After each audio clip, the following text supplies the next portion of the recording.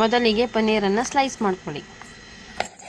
ನಂತರ ಒಂದು ಟೊಮೊಟೊ, ಒಂದು ಈರುಳ್ಳಿಯನ್ನು ಸ್ಲೈಸ್ ಮಾಡ್ಕೊಳ್ಳಿ.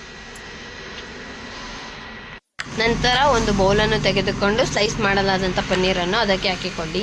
ಅದಕ್ಕೆ 1 ಟೇಬಲ್ ಸ್ಪೂನಷ್ಟು ಖಾರದ ಪುಡಿ, ರುಚಿಗೆ ತಕ್ಕಷ್ಟು ಉಪ್ಪು, ಅರಿಶಿಣ, 1 ಟೇಬಲ್ ಸ್ಪೂನಷ್ಟು ಚಾಟ್ ಮಸಾಲ ಇವೆಲ್ಲವನ್ನು ಹಾಕಿಕೊಂಡು ಮಿಕ್ಸ್ ಮಾಡಿಕೊಳ್ಳಿ. ಒಂದು ಮಿಕ್ಸಿ ಜಾರ್ ತಗೊಂಡು ಸ್ಲೈಸ್ ಮಾಡಲಾದಂಥ ಟೊಮೊಟೊ, ಗೋಡಂಬಿ, ಬೆಳ್ಳುಳ್ಳಿ, ಮೆಣಸಿನಕಾಯಿ, ಸ್ವಲ್ಪ ಖಾರದ ಪುಡಿಯನ್ನು ಹಾಕಿ ಪೇಸ್ಟ್ ಮಾಡಿ ಇಟ್ಕೊಳ್ಳಿ.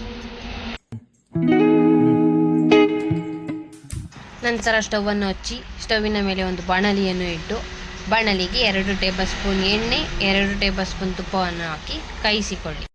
ಎಣ್ಣೆ ಬಿಸಿ ಆದಮೇಲೆ ಒಂದು ಬೌಲಲ್ಲಿ ಎತ್ತಿಟ್ಕೊಂಡಿದ್ದಂಥ ಪನ್ನೀರನ್ನು ಎಣ್ಣೆಗೆ ಹಾಕಿ 5 ರಿಂದ 10 ನಿಮಿಷ ಚೆನ್ನಾಗಿ ಫ್ರೈ ಮಾಡಿ. ಫ್ರೈ ಮಾಡಾದಮೇಲೆ ಅದು ಚೆನ್ನಾಗಿ ಬೆಂದಾದಮೇಲೆ ಅದನ್ನೊಂದು ಬೌಲ್ಗೆ ಎತ್ತಿಡಿ.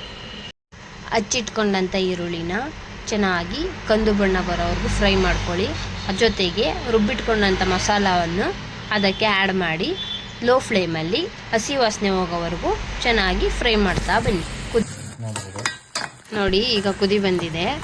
ಇದಕ್ಕೀಗ ಆಗಲೇ ಬೌಲ್ನಲ್ಲಿ ಫ್ರೈ ಮಾಡಿ ಎತ್ತಿಟ್ಕೊಂಡಿರೋಂಥ ಪನ್ನೀರನ್ನು ಆ್ಯಡ್ ಮಾಡಿ ಅದನ್ನೊಂದು 5 ರಿಂದ 10 ನಿಮಿಷ ಚೆನ್ನಾಗಿ ಮಿಕ್ಸ್ ಮಾಡಿ ಅದ್ರ ಮೇಲೆ ಹಚ್ಚಿರುವಂಥ ಕೊತ್ತಂಬರಿ ಸೊಪ್ಪನ್ನು ಆ್ಯಡ್ ಮಾಡಿದ್ರೆ ಈಗ ರುಚಿಕರವಾದ ಪನ್ನೀರ್ ಮಸಾಲವನ್ನು ಸವಿಯಲು ಸಿದ್ಧವಾಗಿದೆ.